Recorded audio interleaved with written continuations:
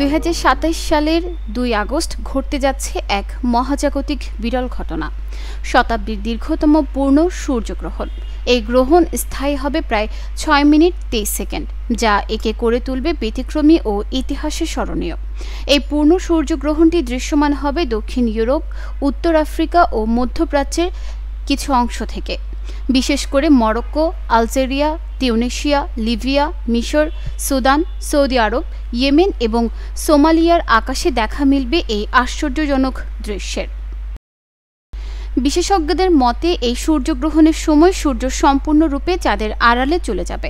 এর ফলে দিনের আলো হঠাৎ করে নিভে গিয়ে মুহূর্তের জন্য নেমে আসবে গভীর অন্ধকার, যা টোটালিটি নামে পরিচিত। টোটালিটির রেখাটি বিশ্বের বিভিন্ন অংশে ধীরে ধীরে অগ্রসর হবে, সৃষ্টি করবে রোমাঞ্চকর মহাজাগতিক দৃশ্য।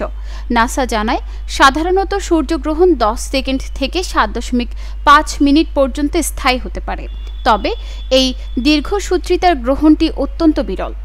রয়্যাল মিউজিয়ামস গ্রিনউইচ এর জ্যোতির্বিজ্ঞানী গ্রেগ ব্রাউন বলেন, 6 মিনিটের বেশি স্থায়ী গ্রহণ অত্যন্ত ব্যতিক্রম। সূর্য ও চাঁদের আপাত আকারে পার্থক্য এবং তাদের দূরত্বের পরিবর্তনই এই সময়ের তারতম্যের কারণ। বিশ্বের প্রায় 89 মিলিয়ন মানুষ এই গ্রহণ প্রত্যক্ষ করার সুযোগ পাবে বলে ধারণা করা হচ্ছে। নিউজ ডেস্ক, চট্টগ্রাম সময়।